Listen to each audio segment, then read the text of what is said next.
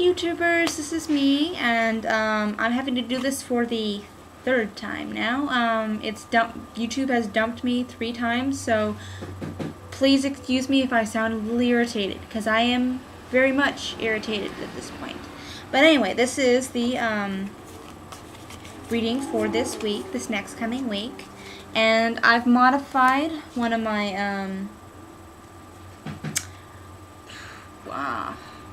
my spreads that I usually use.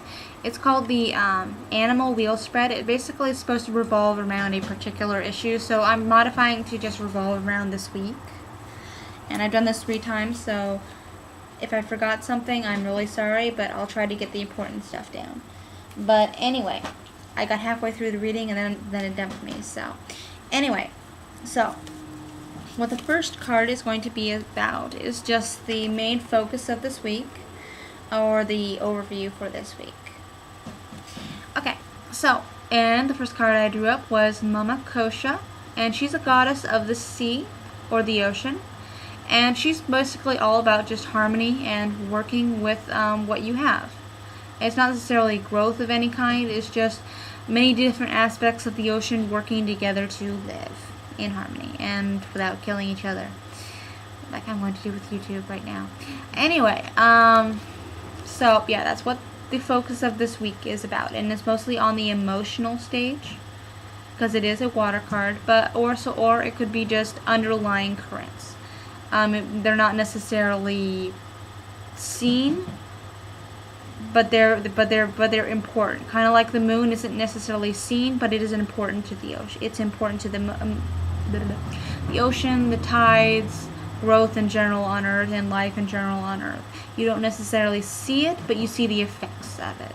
So that's definitely what this week is going to be about. It's going to be about undercurrents and harmony and all that good stuff. Okay, and the next card I picked out for this card is Poseidon, or the King of Cups. So once again, it's going to be about the emotions or underlying things that affect other things in big ways that you just don't see. And this is basically, you see a lot of things, a lot of movement, but he's got his eyes closed and he's really focused in on what he's doing. So this is about just it's focusing on one area or one aspect of your life right now, in a big way. Maybe not necessarily in an overreaching way, but in an underlying way. This is going to be affecting one area or one person or just one aspect of your life or one place. I'm hearing big quotations on place here. But anyway, that's what I'm getting from this. It's going to be focusing in on there. It's going to be swirling around and things like that. There's lots of different things that are going to be involved here. It's not going to be chaotic though. It's going to look like chaos, but it's not really chaotic. It's just in harmony with each other.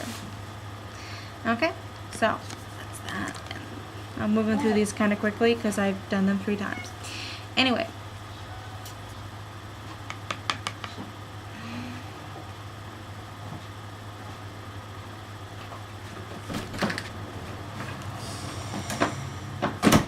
okay, so and the next one that I got was the Page of Wands, or Sadrapa.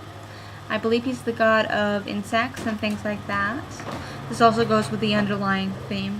Insects aren't exactly seen too much of, but their effects are seen, like spiders and bees and dragonflies, which is kind of what is highlighted on this card. He's focusing in on these kind of creatures, which could kind of mean, in a sense, it is the wands. It's about growth, kind of, in a spiritual sense.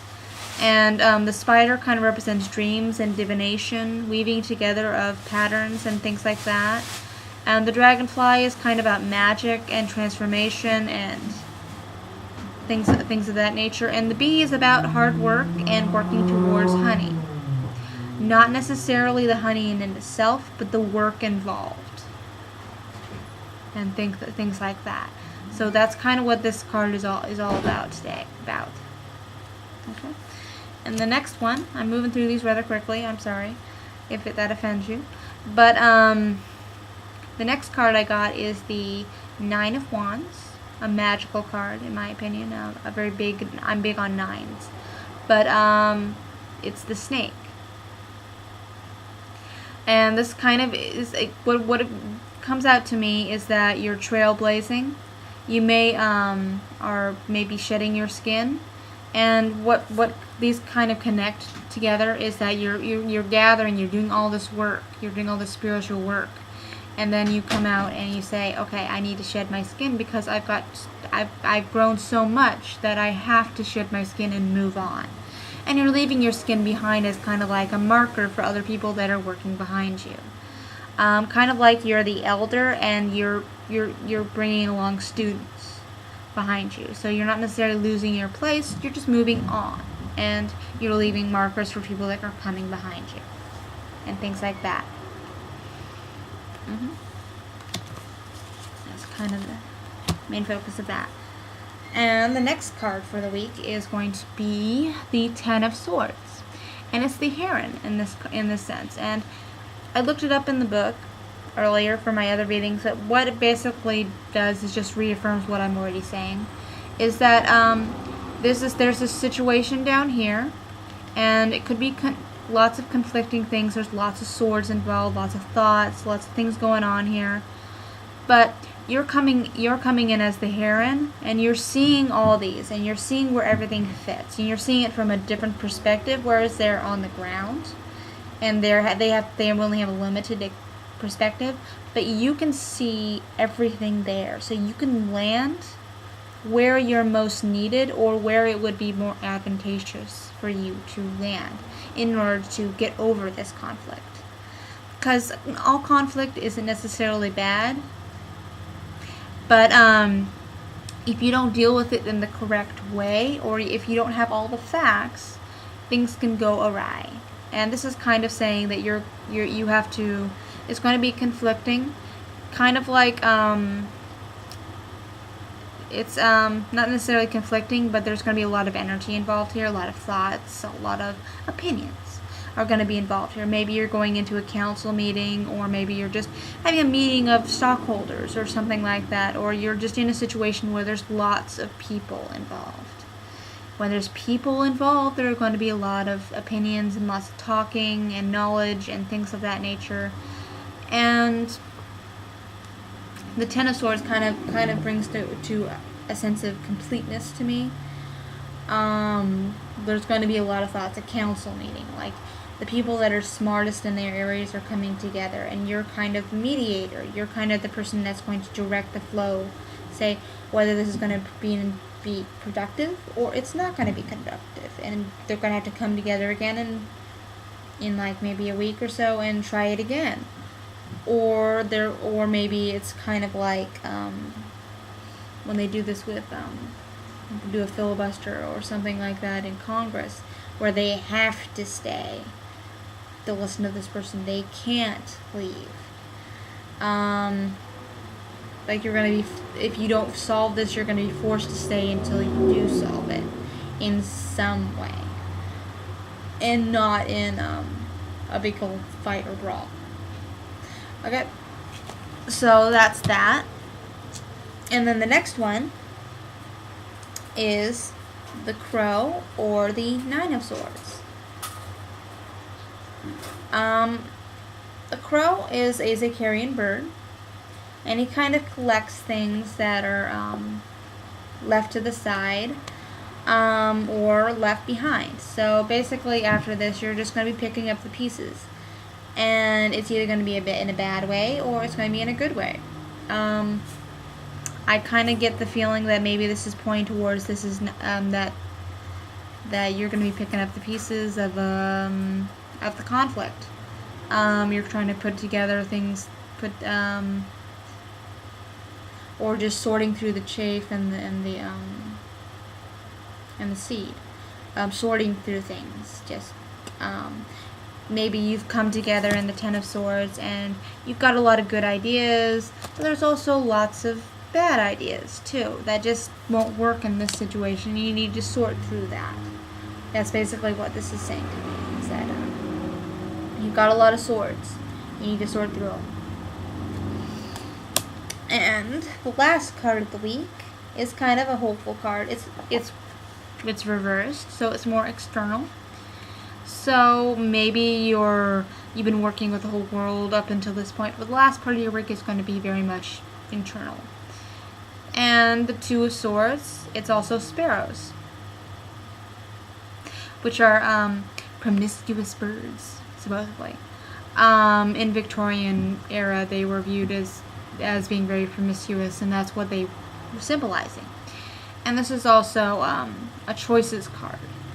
You've got a lot of choices in front of you, and maybe you don't want to make that choice at this point. You got two paths you want to walk through, but this is not necessarily about paths. This is about ways of thought.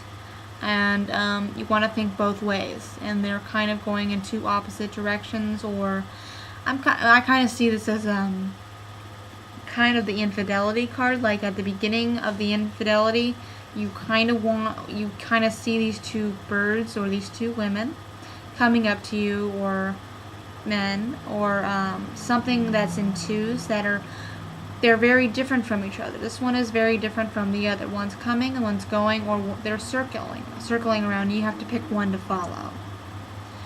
And depending on which one you pick, you can go in different directions. But you can't, you want to pick both, but you can't pick both. And eventually one of them is going to leave, and you will be stuck with that one. That's not the ideal situation. So the ideal situation would be you making that decision and you going with one. It might lead to conflict later, but at least you would have made that choice. You not making that choice, you might lose both, but if you pick one, you'll only lose one. But you can't pick both. Okay? So that's what I'm seeing with this card, the Sparrow and the Two of Swords.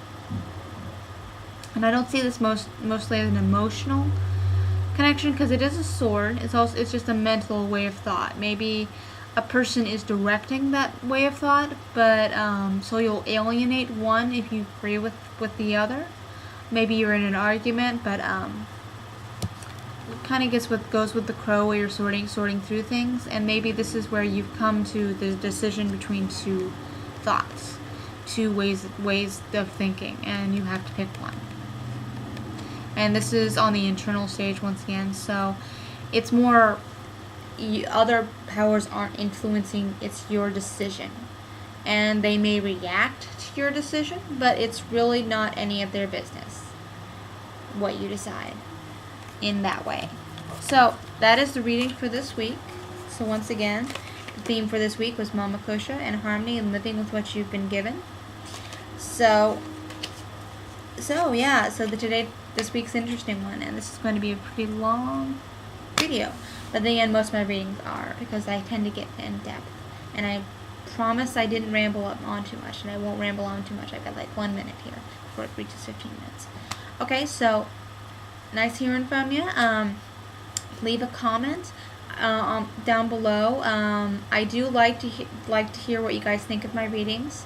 Like if I got something right, if I got something wrong, or things like that. Confirmation. Most people that do readings or anything of that nature do like to have affirmations that they're doing something right.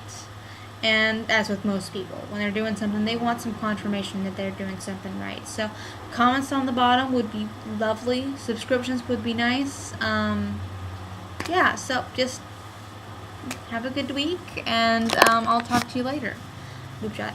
Anyway, alright, talk to you later. Bye.